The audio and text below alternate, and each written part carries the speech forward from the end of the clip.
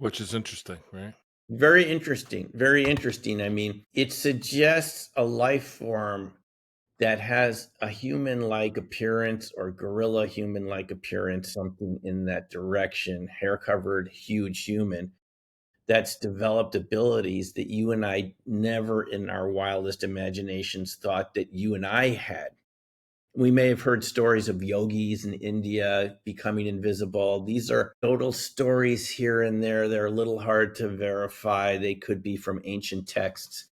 And we might have thought it's some special ability that someone that had spent decades meditating in the Himalayan mountains, maybe, who knows, maybe they developed this. But this seems to be a regular feature of Bigfoot. From my point of view as a sociologist, a lot of what this has to do with is inability of our minds, personally and collectively, to accept that there could be other human type creatures on the planet with us that science doesn't really know about and has abilities that outstrip our own human abilities. In other words, maybe we're not the top of the food chain. Right. So, evolution means evolve, right? You evolve to survive in your environment. I mean, humans don't need to evolve. We are at the top of our food chain, so to speak. We live in our own world. We control our environments, the temperature, the food, and whatever. When we have another creature that might have continued to evolve, um, maybe not. Maybe it's always been there and been like that.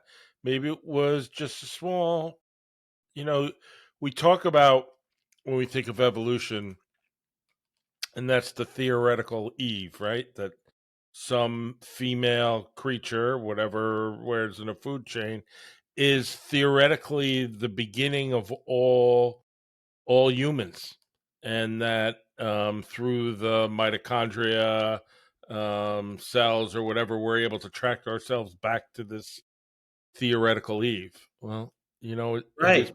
it is possible that, and we know this from anthropology, that at certain times there's different um, two different lines of prehistoric apes or humans or whatever you want to call them, cavemen that exist in the same time period.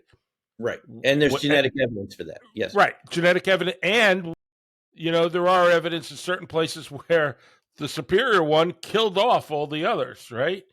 So isn't it possible that in nature that this other strain who maybe was susceptible to our technology found a way or evolved in a way to protect themselves and survive? Why not? Right. I don't think that sounds very far fetched at all. It's typically what happens in any ecosystem where you have new types of species come in. The other species either adapt or they die off, but often they find ways of adapting. You read about this now as climate change happens, that some species are moving to higher elevations. You find mountain goats and other species of trees and plants. I mean, I read about this in Science magazine. They're at higher elevations than they used to be. In fact, you can it's moving up like about 10 feet a year or something. I mean, on average, which is a lot over a number of decades. Um, so yeah, that really would seem to be one possibility here. The Native Americans, all of them, as far as I know, said that the Sasquatch were the original people here before they got here. In fact, when they crossed over the Bering Straits, whenever you believe that happened, I mean, it's getting pushed back from 10,000 like years ago, like we were taught in school, to 15 or 18,000 years ago. They said they already encountered these ancient ones, the original inhabitants. And it must have been a shock for even the Sasquatch. Maybe they weren't here in super large numbers to have hundreds of thousands of other humans show up who were, smaller and weaker, but had technology and weapons and things maybe they didn't have. So they probably pushed back a little bit.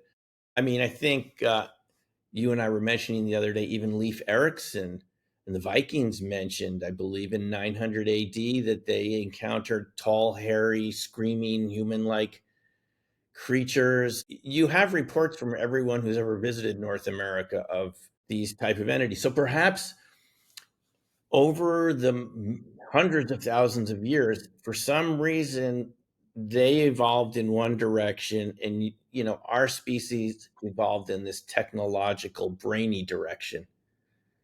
But they didn't go in that direction. We could be originally from the same ancestor, way back. Who knows what happened? But Steve, I think the big challenge here is academics